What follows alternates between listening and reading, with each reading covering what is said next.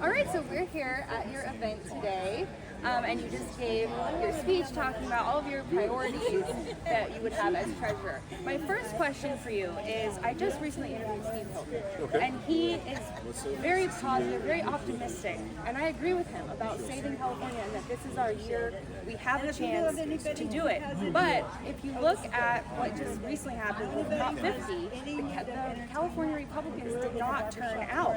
And you talked in your speech about how the treasurer especially is a non-partisan role. It is a partisan role, but I understand what you're saying. As far as we can work with Republicans and Democrats, most people consider themselves fiscally conservative, whether they consider themselves socially liberal or socially conservative. So there is room there. Yes. I feel like the foundation of everything that we do in this country is money. So yes, but what were you going to say about that? Well, I guess I'm just curious as to what are you thinking? What is your approach going to be? Because we're seeing that even on issues that can be very nonpartisan, like Prop 50, which is just about representation. It's not a Republican exclusive Republican priority, and we didn't see the turnout. So tell us a little bit about your strategy. Well, geez, so I mean, we could even unpack Prop 50, because I was talking with leadership during Prop 50, and they were bragging to me that they had $13.5 million raised. I was telling them that the Democrats have raised over $135 million, and that what we should do is we should take the L, prepare for it, go and start looking at the competitive congressional districts that are now within 10 points. And what Prop 50 did was it moved 98.3% of the voter margin from conservative districts and Democratic districts to balance it out over all of these other districts. And so what you had was you had 20 districts that were now within 10 points of what President Trump got. You have 26 districts that are within 15 points of what President Trump got. But the Republican Party, the loser party, unfortunately, and I would love for that to turn around.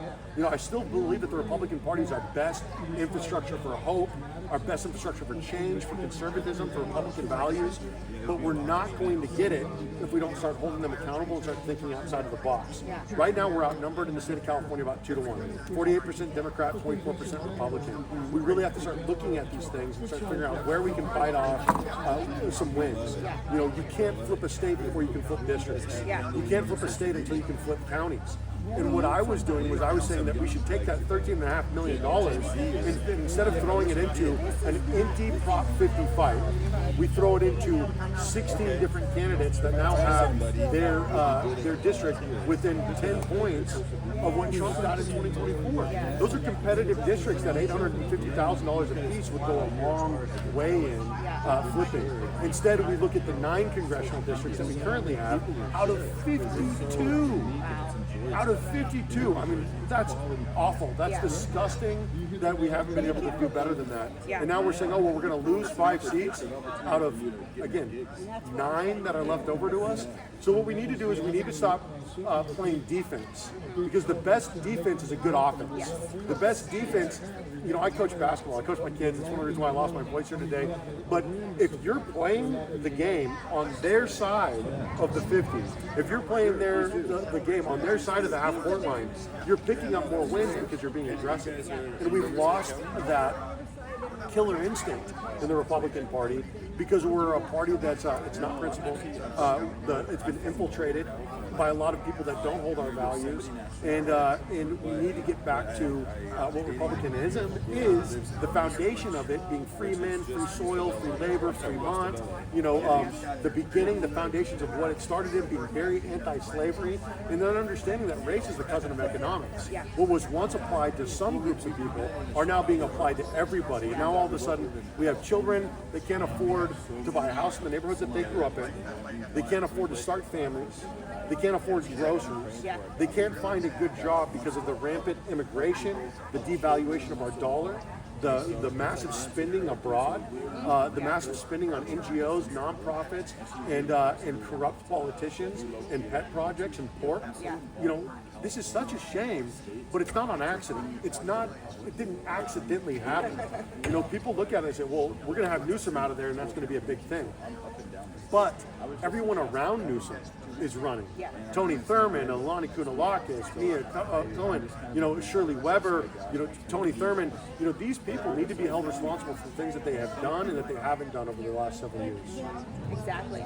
Those are some good points, and I love how you brought up the economy, because that actually goes into my second question, which is you brought up something really important in your speech, which is this boom-bust cycle. It's artificial. People cannot count on the economy. There's no stability, and I feel like with my generation, that's what we grew up with. And I talk to so many people, including myself, who just feel like it's a rigged game, like there's not really even a point. That's right. So what you were talking about that, what can the California State Treasurer do to help correct that? And just what is your general philosophy on correcting that?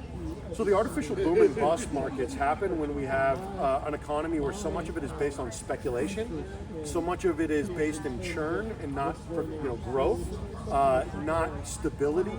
And so what happens is we have these boom and bust markets where we've got zombie companies that get inflated, their assets get driven up, and then they get people to spend money in it, and then only to rug pull them.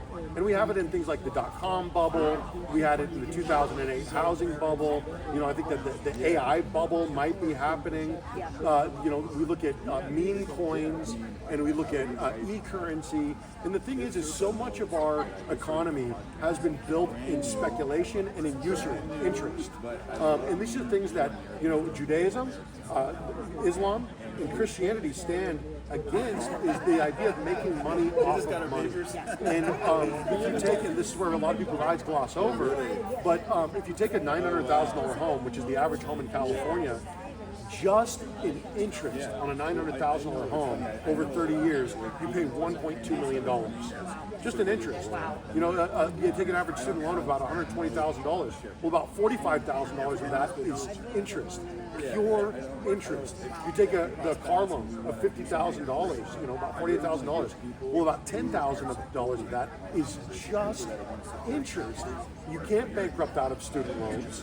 And so they talk about children, you know, these 18, 19, 20-year-old kids needing to be more financially responsible while Congress runs up the debt, Senate runs up the debt. Our university system no longer serves the public. It serves foreign interest.